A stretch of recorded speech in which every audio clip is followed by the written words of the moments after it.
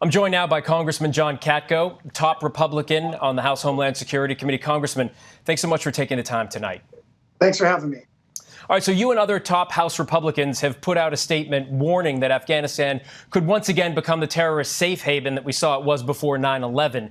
If the Taliban continues its advance and is able to capture the capital city of Kabul, which looks imminent, what would the potential consequences be for both Afghanistan and the United States? I think it's going to be catastrophic for the good people of Afghanistan who relied on us for a way of life, like you reported just before I came on. But also for the United States, which I'm really concerned about, is we're going to go back to a pre-9/11 posture where the Taliban's in control and terrorists are going to be allowed to fester and metastasize within Afghanistan. And of course, we know what happened. The tragedy of 9/11 was directly attributable to allowing that metastasization to happen in Afghanistan. And we're going back to that time. To me, it's incomprehensible that we're doing this. Well, you've been watching this so closely. President Biden has shown no sign of changing course on the withdrawal of U.S. military presence from Afghanistan. In your view, is there any good option at this point, where we are right now, for the U.S.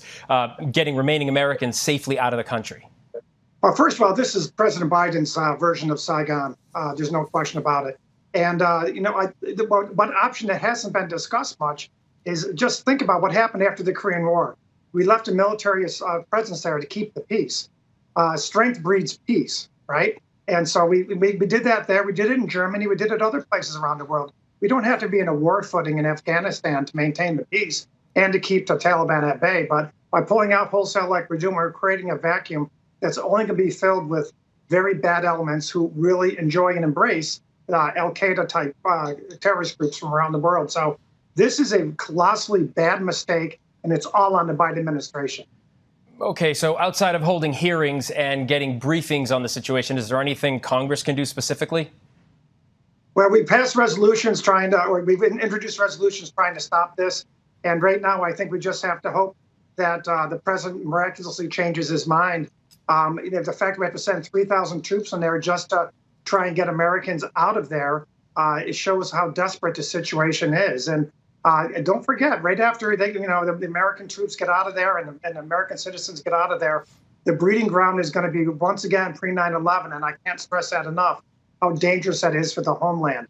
They've been waiting for this opportunity for 20 years, they being the bad guys. Now they have it. And that is really concerning to me.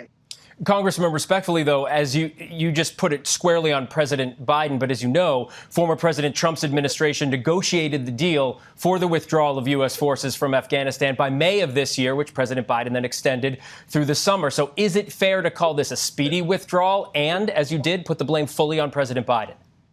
Well, President Biden made the ultimate decision. I think it was a mistake for President Trump to decide that as well. And anybody in the Homeland Security arena will tell you that it's a mistake to pull out lock, stock, and barrel. If we kept a defensive posture, if you will, or a base there just to maintain operations, maintain intelligence, and allow our drone activity to really be robust, we could keep everything at bay. And so whoever decided, whether it's President Trump or ultimately President Biden, rests on his shoulders because he's the one who saw it through, then I think it's a mistake.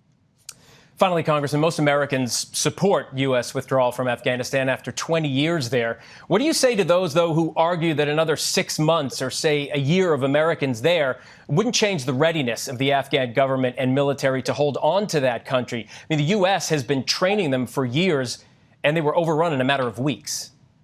Yeah, and that's what makes it all more important to maintain some presence there, in my opinion, to be a deterrent to the bad elements. And I think, yes, everybody wants us out of foreign wars, and we shouldn't be in a war footing in Afghanistan. But maintaining a security presence there, to me, is critically important. And I guarantee you, if Americans are polled, would you want to have a breeding ground for terrorists to strike possibly against the United States? They would resoundingly say no. So I think that changing the posture of this thing by having it a defensive presence in Afghanistan would probably work out just fine. And unfortunately, it seems like it's too late for that. And now we have to really have our antennas up on the Homeland Security front because bad things are going to come from this. There's no question in my mind about it. All right, Representative John Katko, top Republican on the House Homeland Security Committee. Thanks for joining us tonight. Thank you. Hi, everyone. George Stephanopoulos here. Thanks for checking out the ABC News YouTube channel. If you'd like to get more videos, show highlights, and watch live event coverage, click on the right over here to subscribe to our channel. And don't forget to download the ABC News app for breaking news alerts. Thanks for watching.